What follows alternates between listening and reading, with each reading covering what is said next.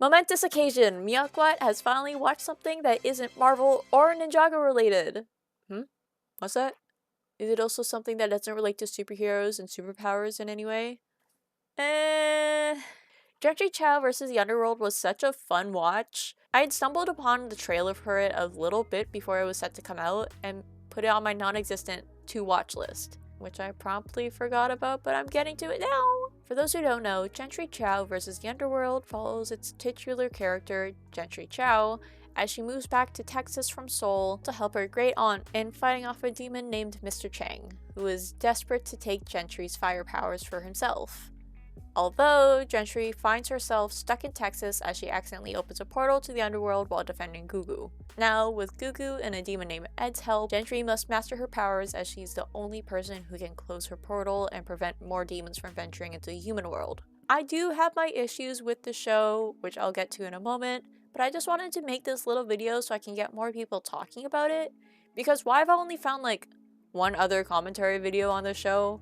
It's kind of insane. Throughout the video, I'm going to give a relatively spoiler-free review. Again, I'm going to do my best to jump around spoilers, but a few mild ones may spring up now and again just to get my point across. I'll detail what works, what I hope will be improved upon, and what I look forward to seeing in a hypothetical season 2 of the series. Because yes, they really do want a season 2 of the series. But before we begin, I need to get into the swing of actually introducing myself before starting videos, so... Hi, hello, I'm Mika. I make art and commentary videos, mostly surrounding fandom culture.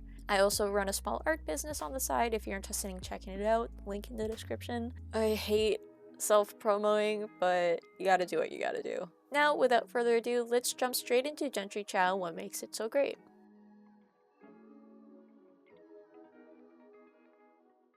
The main cast of Jentry Chau is wonderfully charming, whether it be Gugu's layered characterization, Kit's inner struggles, or Gentry's conflict on who she wants to be in general. I was thoroughly invested in all of them. Going back to Gugu for a second, but I was especially interested in her characterization. Like, I had a feeling this would be a Sins of the Great Aunt, Sins of the Mentor. Either way, I had a feeling it would be that type of story. But I had no idea they'd actually hold her accountable for her actions. I won't get too into it, but after seeing mentor figures get away with their actions time and time again in shows and books and games, like, she had her reasons. And while she wasn't in the right all the time, she was remorseful and worked through her past. While I do like her Texas friend group, Kit's interesting, Michael's really sweet, I love Stella's energy, and Ed's subplot was really fun and connected to the main plot in a way I didn't expect it to, even if it was pretty small. I can't help but be thankful that they made it clear that Jentry was still in touch with her soul friends. Like, not only making it clear, but we see her talk to them.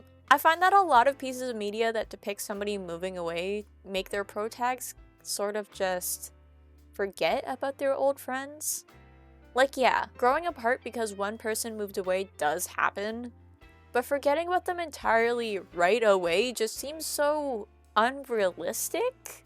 I'm glad we were able to see Jentry staying in touch with them. The general overall theme of the show centered around being who you want to be and not letting others dictate your path in life. This is shown through Jentry, Michael, Kit, and kind of Egg and Gugu. Ed's whole subplot is him trying to be scary despite others viewing him as cute. It's played off for laughs, but he's the only one really truly trying to be who he wants to be despite how everyone else sees him. Gugu is often viewed as a villainous figure throughout the show, but is doing her best to make amends, to be the better person she wants to be. And Jentry is struggling with her fire and is unsure of who she wants to be compared to who Gugu wants her to be. And Michael and Kit, I feel like they embody the whole theme of the show the most. Especially Kit, so getting into their arcs would be treading into major spoiler territory, but they're fun. Their arcs are fun. Michael's feels a bit incomplete, but I'll get to that later.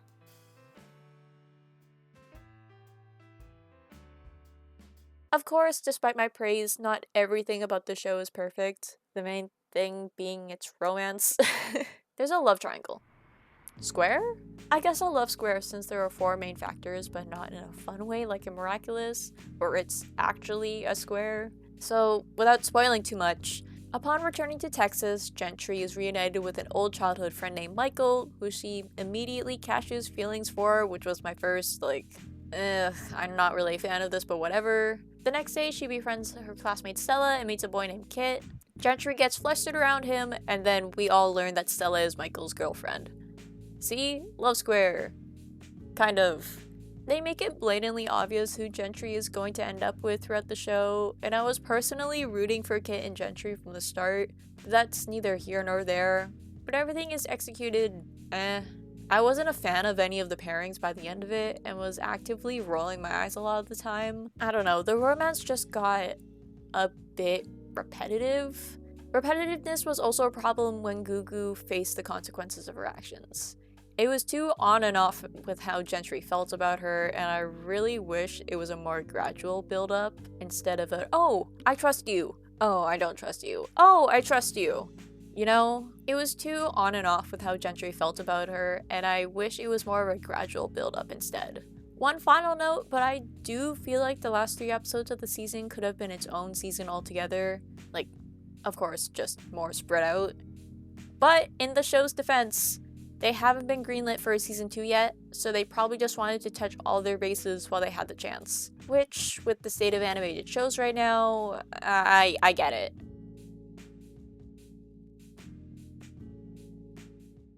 Michael's arc felt incomplete in season 1. There's a revelation about him halfway through the season, and seeds of his character arc are planted, but it hasn't gone anywhere yet, and I'm really excited to see where he goes as a character. Jentry isn't the biggest fan of Stella for the first half of season 1, so I really hope we get more scenes with the two of them as the show goes on. Stella is such a fun character, and I really want to see more of her. Speaking of Jentry's animosity towards Stella, I really hope they address her jealousy towards others. All power to negative character traits, but they seem to try and paint her jealousy in a more sympathetic light. Of course, she gets caught up for it at one point, but that interaction kind of just feels like it leads to nowhere, especially when somebody else shows those same traits and is punished for them. Sorry, that's not meant to be like a mean-spirited rant.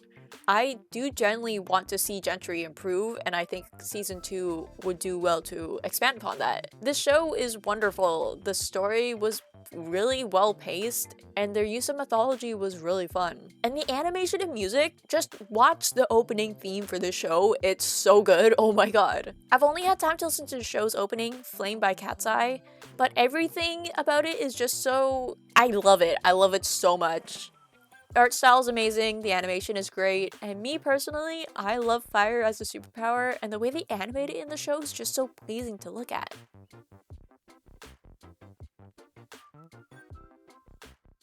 So, should you watch Jentry Chau vs. the Underworld? Yes. Why would I have made this video if I didn't think you should? Don't let my critique deter you from watching the show. I of course had some problems with it, but like, it wasn't prominent enough to send me running. The show has so much potential, and again, its crew has shown an interest in continuing Jentry's story. Could this season work on its own, and could it be a limited series? Of course! But I personally think it'd be amazing if we could get more. I hope you enjoyed this video. Sorry for how quick it was, but I really just wanted to get my thoughts about this show out there. It's really good, and I'm surprised I haven't seen many people talking about it. Anyways, I hope you enjoyed the video. Have you seen Jentry Chau? If you have, what did you think of it? Please let me know your thoughts in the comments. If you enjoyed this video, please consider liking and subscribing. I make art and commentary videos, and your support would mean the world to me. My Etsy, where I sell art prints, stickers, acrylic charms, button prints, and post-its, is in the description below, alongside my other social links. I believe that's all, so I'll see you in the next video, and you better watch Jentry Chau. Alright, bye!